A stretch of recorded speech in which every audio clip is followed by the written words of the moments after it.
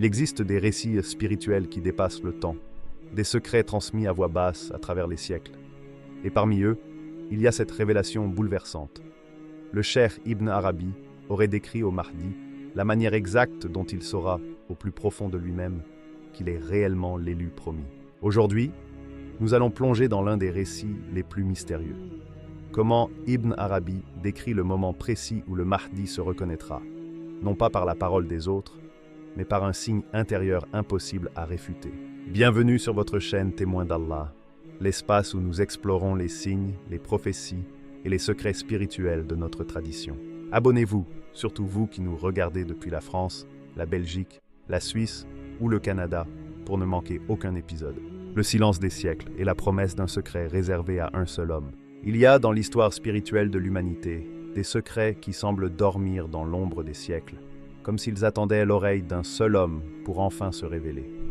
Ibn Arabi, le maître andalou dont la plume traversa les mondes visibles et invisibles, parlait souvent de ces vérités qui ne s'adressent pas aux foules, mais à un être précis, choisi avant même que son nom soit connu sur terre.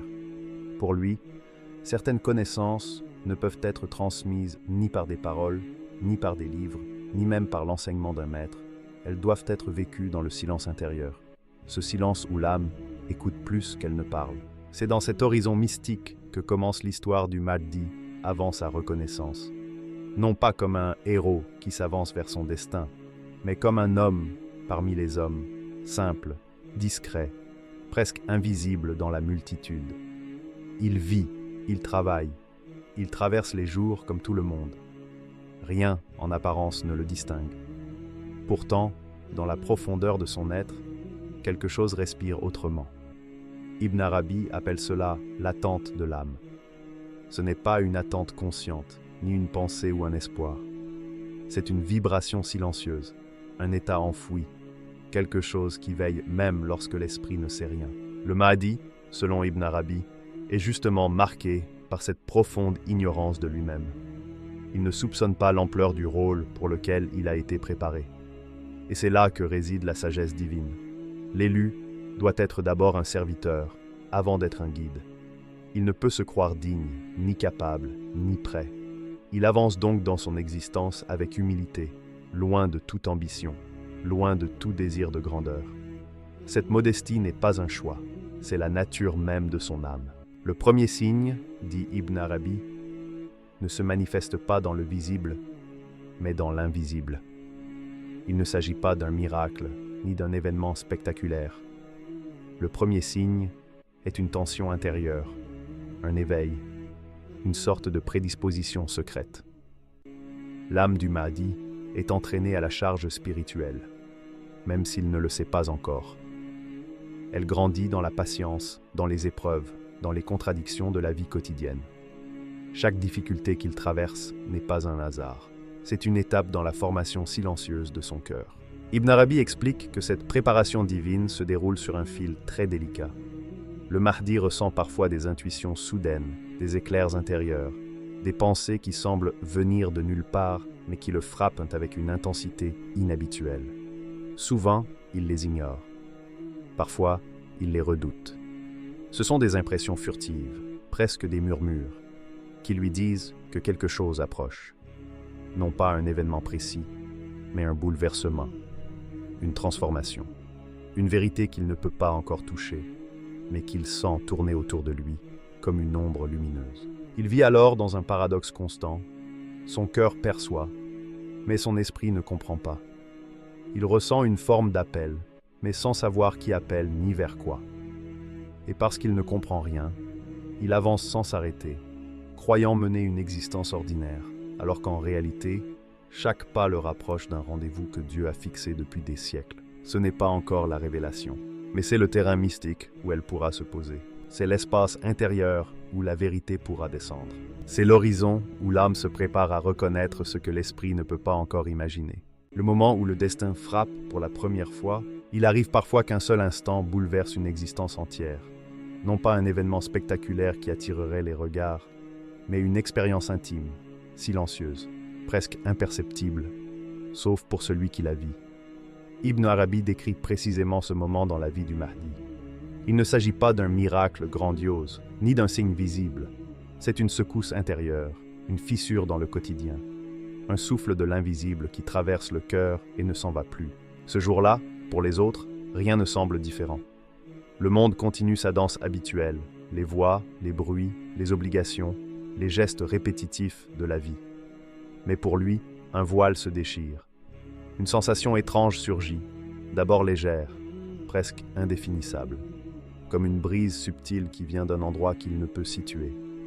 Puis cette sensation devient plus intense, jusqu'à traverser son âme comme une ligne de feu, douce, mais implacable. Le Mahdi ressent alors ce qu'Ibn Arabi appelle la première rupture. Une rupture silencieuse, qui n'a ni forme ni couleur, mais qui change tout.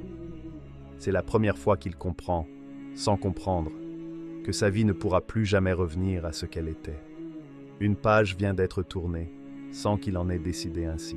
Cette rupture n'est pas une vision.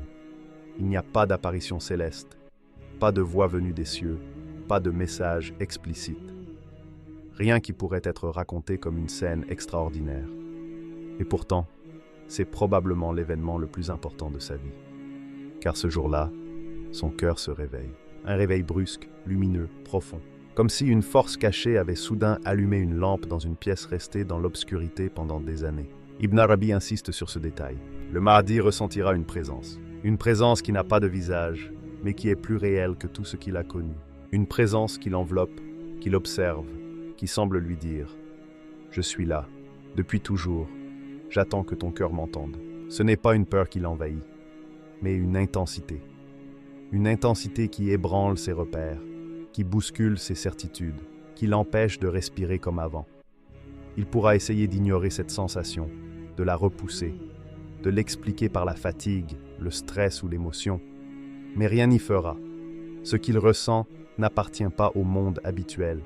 C'est autre chose, quelque chose de plus élevé, de plus ancien, de plus vaste. Pour la première fois, il sent que son âme est regardée. Non pas par les gens, ni par les créatures, mais par une force supérieure. Il sent qu'il est entouré, accompagné, comme si une main invisible guidait ses pas depuis toujours, mais qu'il ne le découvre que maintenant. Il sent surtout qu'il est attendu pour quelque chose qu'il ne comprend pas encore, mais qui semble l'appeler depuis les profondeurs de son être. Ibn Arabi décrit ce moment comme une secousse qui ne détruit rien, mais qui réorganise tout. Une secousse qui ne fait pas tomber les murs autour de lui, mais qui fissure les murs à l'intérieur de lui. À partir de là, le Mahdi ne peut plus se mentir. Il ressent une vérité qui s'impose, sans dire son nom.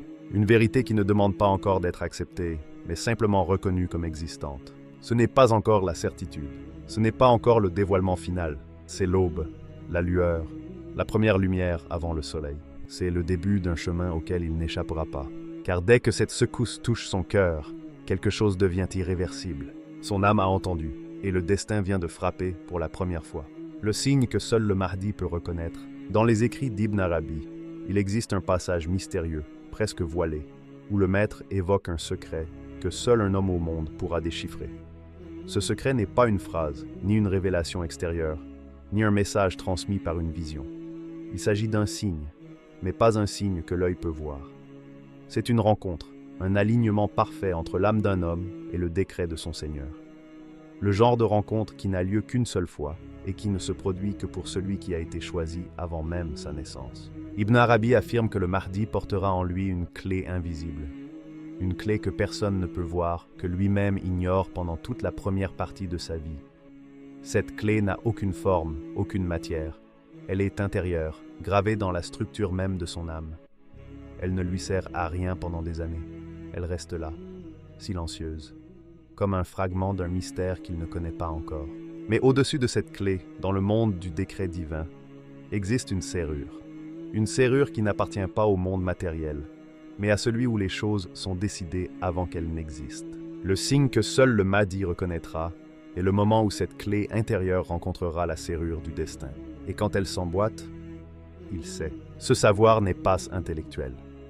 Il n'a rien à voir avec une déduction logique, une réflexion ou une confirmation extérieure. C'est un savoir absolu, spontané, descendant comme une lumière évidente. Un savoir qui annule instantanément le doute, la peur, l'hésitation. Ce que les prophètes vivaient sous forme de révélation, le Mahdi le vit comme une correspondance parfaite entre lui et le décret d'Allah. Une certitude qui ne vient pas de la pensée, mais de l'être lui-même. Ibn Arabi décrit plusieurs formes que peut prendre ce signe. Toutes sont intérieures, mais chacune peut bouleverser un cœur entier. Une lumière intérieure, une illumination soudaine, non pas visuelle mais existentielle. Comme si une lampe colossale était allumée au centre de son âme, révélant des paysages qu'il ne savait pas posséder. Une compréhension subite. Une vérité qu'il n'avait jamais apprise, mais qu'il reconnaît immédiatement comme s'il l'avait toujours su. Une connaissance qui ne vient pas de l'extérieur, mais qui se révèle de l'intérieur. Une certitude immense, une certitude qui fait s'effondrer toutes les peurs, comme si son cœur devenait soudain invulnérable à la confusion. Une force tranquille qu'aucune parole humaine ne pourrait détruire. Un rappel mystérieux, comme s'il se souvenait d'une promesse ancienne, une promesse prononcée avant sa venue sur terre. Une mémoire qui n'appartient pas à cette vie, mais qu'il reconnaît pourtant comme sienne. Pour Ibn Arabi, ce signe est d'une nature telle qu'aucun autre être humain ne pourrait le comprendre, même si le Mahdi tentait de le raconter. Comment expliquer une lumière qui ne s'allume que dans un seul cœur et qui n'a pas de forme visible? Comment décrire une certitude qui ne vient ni des yeux ni des oreilles, mais d'un lien secret entre l'homme et son Créateur? Ce moment dépasse tous les langages. Il ne peut pas être partagé, il ne peut pas être imité, il ne peut pas être confondu. C'est le moment où l'homme ordinaire disparaît, où l'humble croyant, discret, sans ambition, sans volonté de guider qui que ce soit, se retrouve soudain face à l'évidence de ce qu'il est. Non pas parce qu'il l'a décidé, mais parce qu'Allah l'a décidé pour lui. Dans ce signe, il ne découvre pas une grandeur personnelle, il découvre une charge. Il ne voit pas un privilège, il voit une responsabilité écrasante. Et pourtant, il l'accepte sans peur, car la certitude divine a remplacé la fragilité humaine. Ce moment est unique dans la vie d'un homme, c'est le réveil, le point où tout bascule, l'instant où le serviteur choisi par Allah s'éveille enfin. Le combat intérieur avant l'acceptation du destin. Lorsque le signe s'est levé dans son cœur, lorsque la clé invisible a rencontré la serrure du destin, une certitude a éclaté en lui. Mais une certitude divine n'efface pas immédiatement la fragilité humaine. Ibn Arabi insiste sur ce point. Même si le Mahdi reconnaît ce qui lui arrive, il ne l'acceptera pas. Pas tout de suite. Pas sans lutte. Car l'éveil n'est pas encore l'acceptation. La première réaction du Mahdi n'est pas la joie, ni la fierté, ni même la confiance. C'est la peur. Non pas une peur ordinaire, mais une peur profonde, spirituelle. Celle qu'un serviteur sincère ressent lorsqu'il pense approcher quelque chose qui dépasse sa mesure. Son premier instinct est de fuir. Fuir vers la normalité, se réfugier dans le confort du doute, espérer que ce qu'il ressent n'est qu'une erreur, un excès d'émotion, une illusion trompeuse. Il voudrait se convaincre que rien n'a changé, que le destin n'a pas prononcé son nom, que la charge ne lui est pas destinée. Mais chaque tentative d'évasion ne fait que le ramener vers le centre de cette vérité. Chaque fuite ressemble à un cercle, un chemin qui revient toujours au même point. Ce qu'il ressent est trop profond, trop précis, trop réel pour être une illusion. Le Mahdi entre alors dans ce que les maîtres spirituels appellent la lutte des certitudes, une guerre silencieuse où l'âme avance d'un côté et l'ego recule de l'autre. Pourquoi cette résistance? Ibn Arabi répond simplement parce que ceux qui sont dignes de la mission sont ceux qui en ont peur. Le Mahdi sait instinctivement que cette responsabilité n'a rien de glorieux. Elle n'apporte ni confort, ni repos, ni honneur terrestre. Elle est lourde, écrasante même. Elle implique des décisions qui changeront le monde, des épreuves qui dépasseront l'endurance humaine, un affrontement avec les forces les plus sombres de la Terre. Il sait, sans l'avoir appris, que son arrivée ne sera pas célébrée par tous. Elle provoquera des résistances, des chocs, des bouleversements. Elle dérangera les puissants, renversera les injustices, exposera les mensonges cachés depuis des siècles. Ce n'est pas un rôle qu'un homme pieux souhaiterait, et c'est précisément pour cela qu'il est choisi. La résistance du Mahdi n'est pas un refus de Dieu. C'est la réaction sincère d'un cœur humble qui craint l'illusion plus que tout. Il a peur de se tromper, peur de se croire spécial, peur de tomber dans la prétention. Cette peur-là est le signe même de sa pureté. Car celui qui se précipiterait vers ce rôle ne serait jamais digne de le porter. Alors commence un combat intérieur d'une intensité rare. Un combat qui ne se voit pas de l'extérieur, mais qui déchire l'intérieur. D'un côté, une voix intime lui dit « Tu n'es pas à la hauteur, ce n'est pas toi, tu ne dois pas y croire. De l'autre, une force lumineuse l'attire. Ce n'est pas ta décision, ce n'est pas ton choix, c'est ce que tu es. Ce combat n'a pas de mots, pas de gestes. C'est une guerre de silence, une lutte entre la peur de l'erreur et l'appel irrésistible du destin. Chaque jour, il oscille entre ces deux forces, comme un navire pris entre deux courants contraires. Parfois, il croit s'échapper. Parfois, il pense s'écrouler sous la charge. Mais toujours, la certitude revient, plus forte, plus claire, plus insistante. Ibn Arabi révèle que ce combat n'est pas une faiblesse. Au contraire, il est une purification, une préparation, une preuve que le Mahdi ne suit pas son ambition mais son ordre divin. Et plus la lutte avance, plus le signe grandit en lui. La lumière intérieure devient plus stable, la compréhension subite devient plus vaste, la certitude devient plus lourde, plus profonde, plus impossible à repousser, jusqu'au moment où la résistance se fissure, où l'âme comprend qu'elle ne lutte pas contre un choix, mais contre sa nature, et dans cette fissure, la vérité pénètre entièrement. Le moment final de reconnaissance, ce que révèle Ibn Arabi. Il existe dans le parcours du Mahdi, tel que décrit par Ibn Arabi, un instant si secret, si intime, qu'aucun mot humain ne peut réellement le contenir. C'est un moment qui n'appartient ni au temps, ni à l'histoire, ni même à l'homme lui-même. C'est un instant qui appartient à Allah exclusivement. Un instant où celui qui crée les cœurs, les éprouve et les purifie, décide enfin de lever le dernier voile, le dernier refuge, le dernier doute. Car selon Ibn Arabi, le Mahdi ne se reconnaît pas par un signe extérieur, ni par l'approbation d'un peuple, ni par des événements politiques, ni même par une vision spectaculaire. Sa vraie reconnaissance commence au plus profond de lui, dans un lieu où personne ne peut s'immiscer, le sanctuaire silencieux de son cœur. Ce moment peut surgir dans l'isolement le plus absolu, peut-être dans une nuit où l'âme se brise sous le poids de questions qui ont trop longtemps brûlé. Ou alors, au milieu d'un événement déchirant, une crise qui secoue le monde, une scène dramatique où la vérité se faufile entre les fissures de la réalité. Mais la nature exacte du moment n'est pas ce qui le rend unique. Ce qui le distingue, c'est la manière dont Allah intervient, une manière que les mots peinent à décrire, mais que l'esprit perçoit comme une évidence absolue.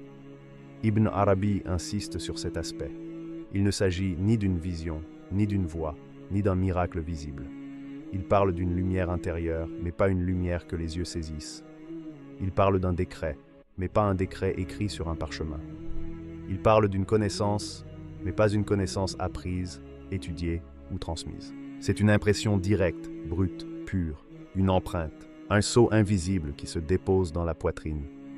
Une certitude sans forme matérielle, mais plus solide que la montagne la plus massive. Une vérité qui ne se discute pas, qui ne se questionne pas, qui ne cherche pas à être prouvée. Elle est. Et cela suffit. Ibn Arabi formule cette idée avec une force presque déconcertante. Lorsqu'Allah place sa vérité dans le cœur du Mahdi, celui-ci ne peut plus échapper à ce qu'il est. Dans ces mots, il y a l'idée d'un destin qui ne s'invente pas, qui ne s'autoproclame pas, qui ne se construit pas par ambition. Il y a l'idée d'un homme qui tente peut-être de fuir sa responsabilité, qui lutte contre ce rôle que le monde attend, qui s'accroche à ses doutes comme à une bouée. Et puis, brusquement, Allah brise ce dernier rempart. Le doute était sa protection, la dernière muraille entre lui et l'immensité de ce qui l'attend. Car tant qu'il doute, il reste comme tout le monde, un croyant qui cherche la vérité. Mais lorsque la certitude descend, lorsque la vérité divine touche sa poitrine, tout bascule. Ce n'est pas une nomination, ce n'est pas une élection, ce n'est pas un choix personnel. C'est une élévation intérieure, directe, sans intermédiaire. Le Mahdi n'apprend pas qui il est, il se reconnaît. Il ne reçoit pas une mission. Il ressent la mission qu'Allah a placée en lui depuis toujours. Ce n'est pas l'avenir qui lui est révélé, c'est son identité profonde qui se redresse et qui s'affirme, comme si une porte longtemps verrouillée s'ouvrait d'elle-même, laissant entrer une lumière qui n'avait jamais cessé de brûler derrière. À cet instant, il n'a plus besoin d'arguments, plus besoin de preuves, plus besoin d'explications.